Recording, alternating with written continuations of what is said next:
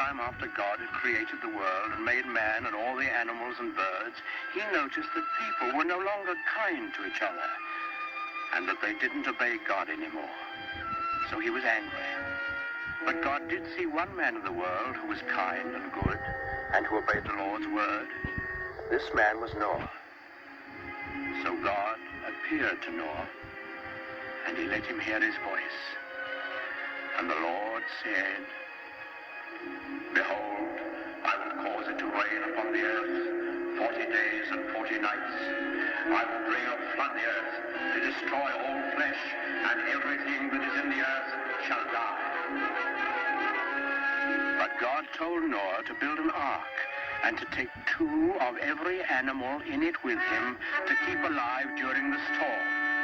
And when Noah had heard God's voice, he was grateful, and he set to work right away to build the ark. This was a great boat with many, many rooms in it.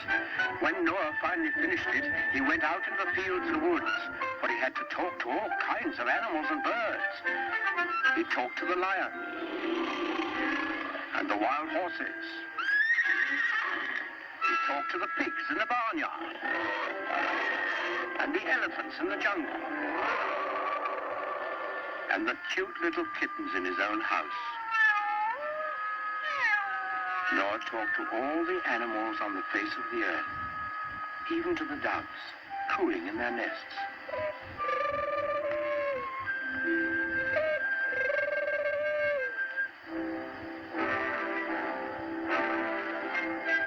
And Noah picked a mother and a father of each kind of animal and bird, and he told them to come to the ark.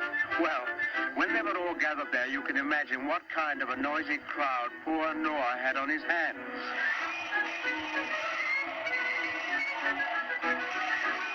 What with lions roaring and pigs squealing and monkeys chattering and hyenas laughing, well, it must have been noisier than a crowd of children on the annual Sunday school excursion. But Noah was wise and gentle, and he understood about animals, so he got them lined up in a long row, 2 by 2, and then he started them up and into the ark through the big door in the side. The bees were the last to go in, because bees have a stinger in their tails, and no animal wanted to get in line behind them.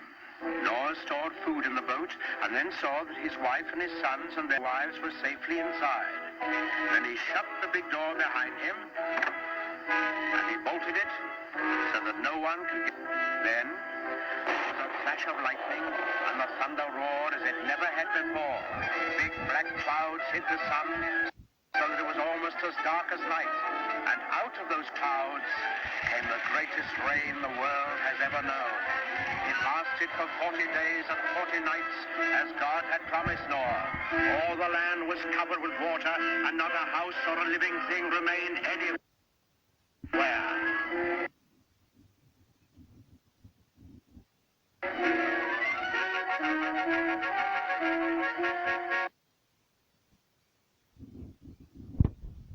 And the animals who were in the ark with them were saved.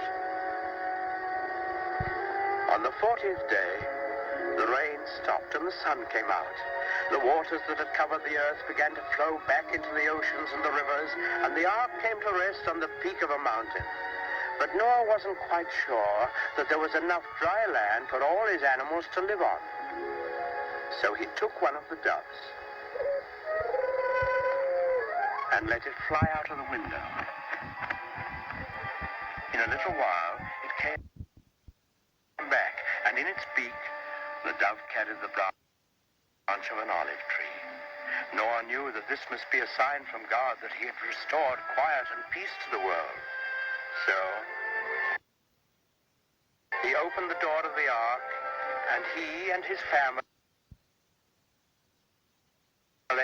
and all the animals came out on the dry land, and they praised God and thanked him. Then the Lord appeared again to Noah.